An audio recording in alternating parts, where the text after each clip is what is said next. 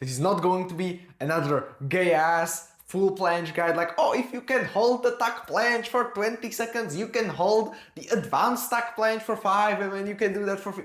No, that's complete bullshit.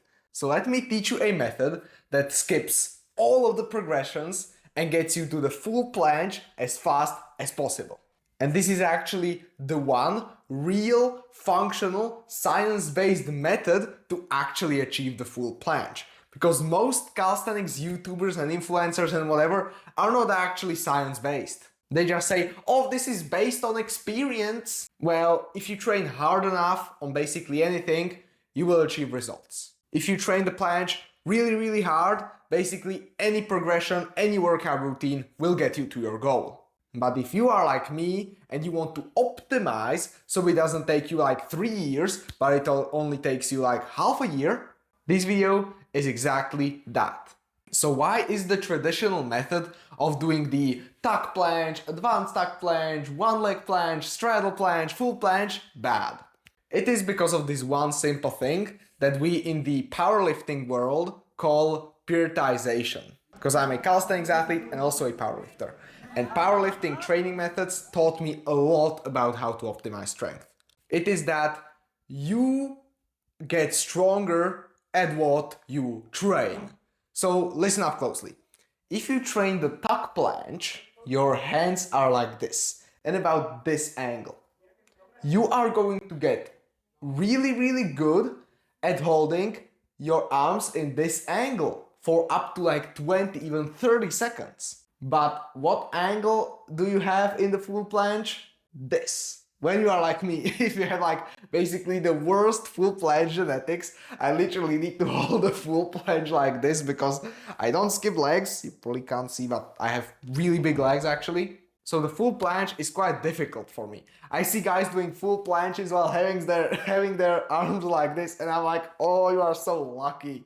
So when you want to hold the full planche, you need to get better at holding it in this portion. Not in this angle, in this angle, in the exact same angle. So what I want you to do is that you put on a really thick resistance band, like the thickest one, a resistance band that you can do the full planche with. Anchor it. I'm estimating that center of gravity for most people, it is around where you wear your trousers. So a bit beneath your belly button is somewhere where your center of body, like weight, is. So hang the band from the top. Make sure that when you lean into the full planche, the band is not like angled, so it's absolutely straight down, so it's pulling you up, so it's not pulling you like up and forward or up and backward. You really need to make sure. But why am I doing this? Why am I telling you to do this? It is because you need to figure out the angle. You really need to figure out the angle that you are going to be holding the full planche in. Because if you never actually held the full planche, even with the resistance band, you don't know if you have good planche genetics and you can hold it like this, or you have really bad planche genetics and you need to hold it like this. So you set the camera and you record yourself, and now when you know the angle, you can go into the training. How do you exactly train for the full planche? 70% of your training is just going to be doing this one exercise that I'm going to show you right now. This exercise and the variation of this exercise is the only thing you need to achieve the full planche, the strength for the full planche. The 70% is just strength, the next 30% is technique. And the technique part of training the full planche is just going to be you with a pretty thick resistance band doing the full planche and also doing like some scapula work, some shrugs, so you don't hold the full planche but like this, but you are actually strong and you can hold it with the perfect technique. I call the exercise the planche press because it looks kind of like a bench press. You do it on the bench, but it trains the planche. You can do it with a regular bar like this, or you can do it with the easy bar.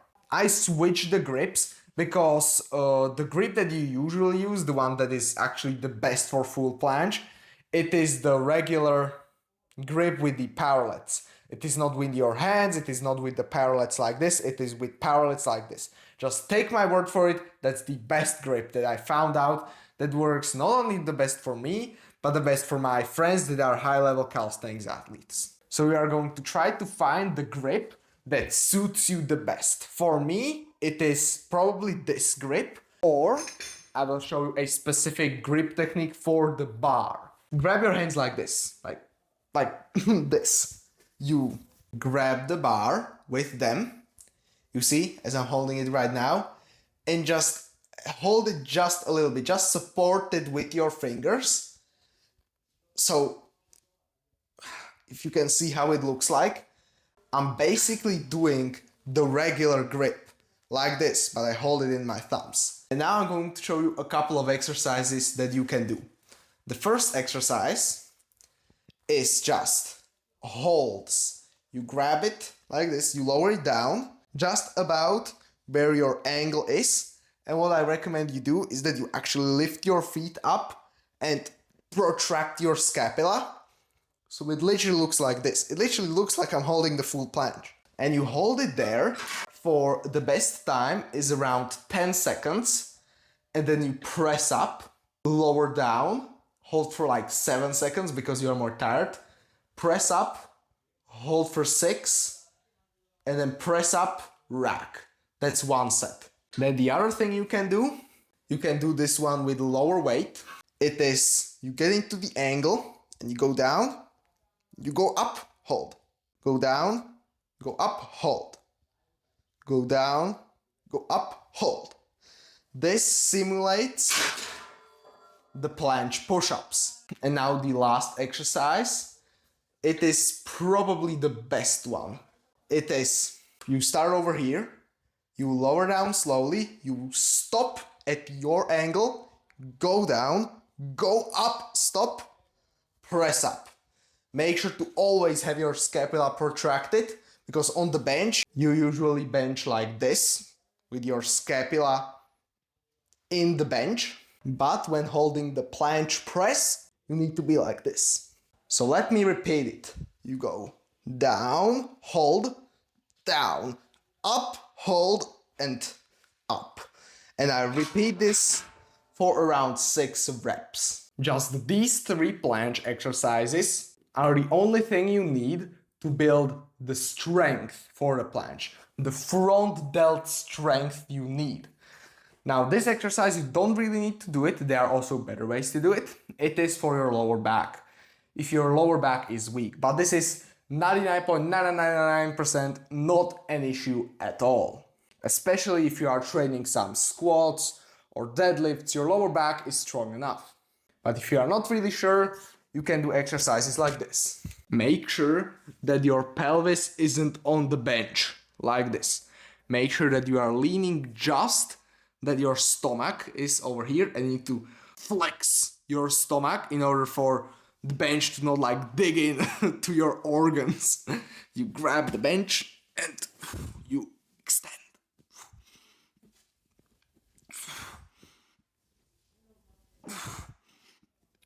So this was the 70%. The 70% was just pure raw strength, which you are going to get from this beautiful exercise.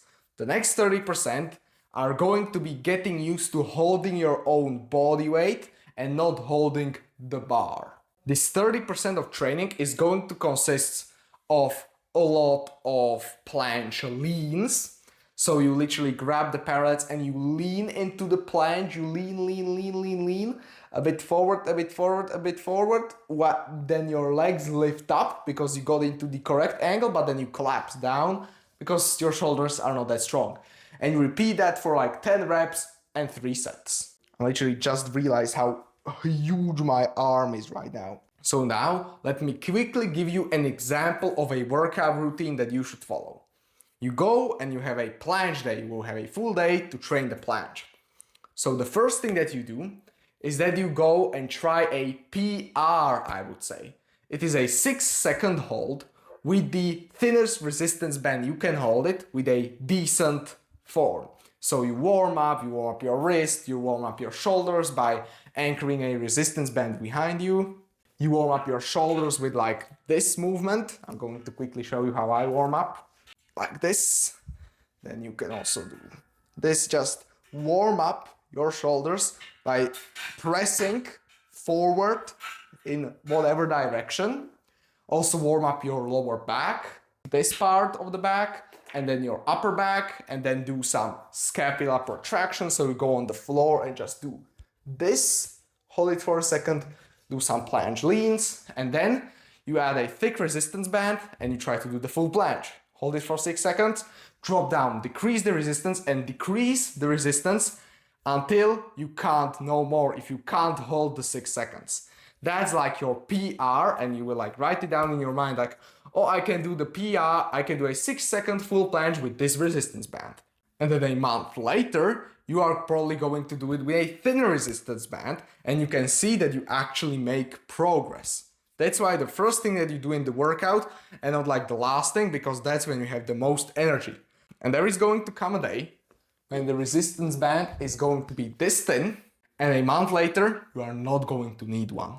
That's how fast you can learn the full planche with this method. Now, after that, you go, and you are already warmed up, and you go and do these planche exercises. I recommend doing the one that you go down, hold, down, up, hold. Up is the best one. So you do that one first for a round, because this is the main movement that you are going to do. You do this for up to 5 to 6 sets, and all of them to failure. And you keep the rep range the same, about 4 to 6, 8 reps of this. So that's 1 rep, 2 reps, 3 reps, and like that. And you try to keep the rep range from like, maybe even like 3 reps to 8 reps, because that's the rep range you gain the most strength in. Then after that, you go and do the full planche holds on the bar. The planche press holds, as I would call it. You go down, you lower it to your angle, hold it there, hold it there, hold it there, it starts lowering down, it starts lowering down. You let go, like roll it up on the safeties, and then you press it up, rack it. But obviously you need a bench for these exercises. That's why I recommend getting a gym membership, because when you get a gym membership, you not only can train this exercise, but you can also train like weighted calisthenics, which is way easier to progressively overload than regular calisthenics. And it's also more fun, at least I would say.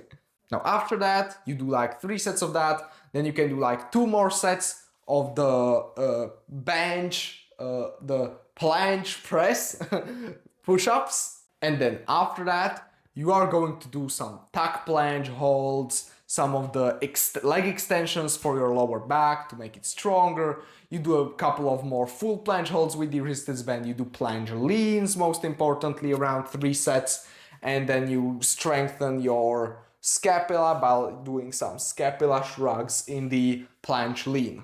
So this was the full guide to full planche, the shortcut to full planche, the best method to reach the full planche without all of these gay-ass little methods that every fitness influencer tells you to. You watch it on every single reel. I literally, for this video, I researched. I tried to look up like if somebody made a video like this. Nobody did. I typed like a full planche shortcut, and like 50 YouTube shorts exactly the same.